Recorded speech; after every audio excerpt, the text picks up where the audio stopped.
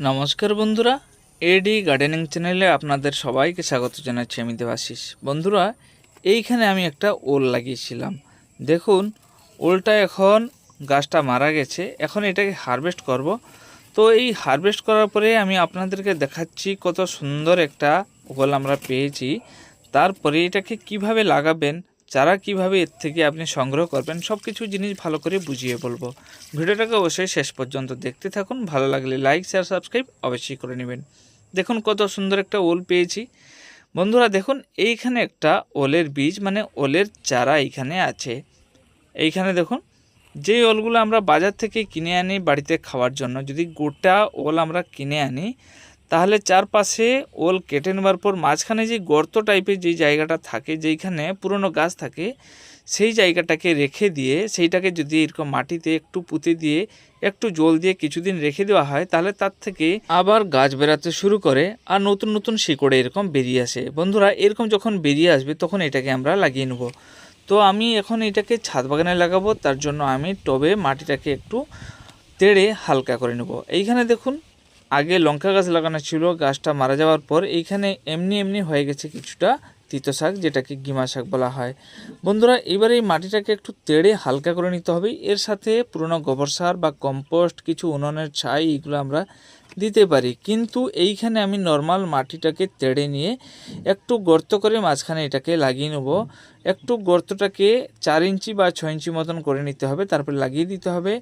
এর গাজাটা উপরের দিকে বেরিয়ে না থাকলেও ভালো, মাটির ভিতর থাকলেও এটা মাটির নিচ থেকে উপরের দিকে খুব সুন্দর উঠে চলে আসে। এখন মাটি ভিজা আছে, এখন জল দেওয়ার প্রয়োজন নেই। মাটি শুকনো থাকলে একটুখানি জল দিতে হয়। কিছুদিনের পর গাছটা এরকম গ্রো হয়ে গেছে। দেখুন, যখন গাছটা এরকম গ্রো হয়ে যাবে, এই সময় এর গোড়ায় একটুখানি পুরনো গোবর সার বা কম্পোস্ট যা কিছু আপনি দিতে চান দিতে পারেন, বা রাসায়নিক সার ওষুধ দিতে চাইলেও আপনি দিতে পারেন। দিলে গাছের গোড়ায় ওলটা বড় হবে। যখন শীত পড়তে শুরু করে, মানে দুর্গাপূজা, কালী পূজার পরে ধীরে ধীরে দেখবেন এর পাতাটা হলুদ হয়ে শুকাতে শুরু করে, তারপরে গাছটা মারা যায়। যখন গাছটা মারা যাবে তারপরে আমরা ওলটাকে হারভেস্ট করব। গাছটা বেঁচে থাকার সময় ওল হারভেস্ট করলে কিন্তু ওলটা আমরা ছোট পাবো।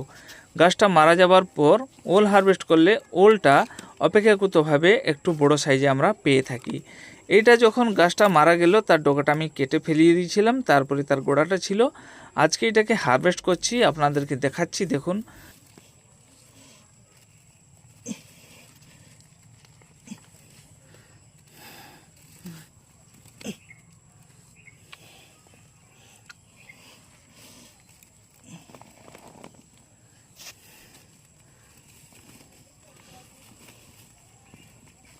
অনেক কষ্ট করার পরে এখন এটাকে আমি মাটির থেকে তেড়ে বার করেছি। দেখুন কত শিকড় আছে।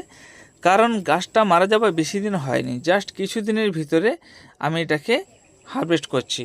এখন চলুন এটাকে ধুয়ে নিই। ধুয়ে আপনাদেরকে দেখাচ্ছি এর থেকে আপনি কিভাবে চারাটা তৈরি করবেন আর কখন লাগাবেন।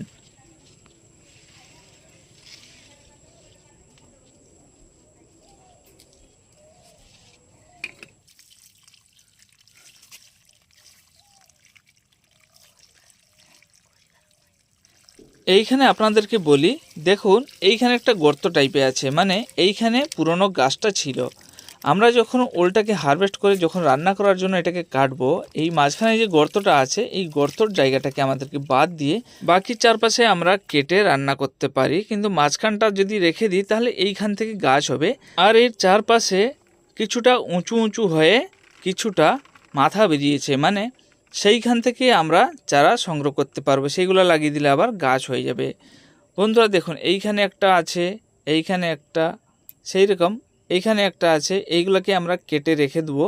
রেখে দিলে এইগুলো থেকে আবার গাছ হতে শুরু করবে। দেখুন, একটা ওল থেকে কাছাকাছি 7-8খানা আমরা চারা সংগ্রহ করতে পারবো। আর এই জায়গাটা যদি আমরা কেটে রেখে দিই, মানে মাঝখানে যে গর্ত আছে চারপাশে আমরা কেটে নেবো, এই গর্তর জায়গাটাকে আমাদেরকে রেখে দিতে হবে। দিলে এইখান থেকে আবার গাছ বেরাতে শুরু করবে। যেটা আমি লাগিয়েছিলাম আপনাদেরকে দেখালাম, সেইটাও আমি এইরকম কেটে সেইটাকে একটু মাটিতে পুঁতে একটু জল দিয়ে রেখে দিয়েছিলাম। কিছুদিনের ভিতরে সেইখান থেকে আবার নতুন গাছ বেরাতেও শুরু করলো। বন্ধুরা, এইভাবে আমরা একটা ওল থেকে অনেকগুলা চারা সংগ্রহ করতে পারি। বিশেষ করে যাদের বাড়িতে জায়গা নেই তারা ছাদ বাগানে ছোট ছোট টবে বা ফলের ক্রেটে লাগাতে পারে। দেখুন, এটা কাছাকাছি 3 কিলো মতন ওজন হয়ে গেছে, যদিও আমি অনেক লেট করে লাগিয়েছিলাম। এটা লাগানোর সঠিক সময় হচ্ছে শীত ছাড়ার পরে আপনি লাগাবেন, খুব ভালো গ্রো করবে।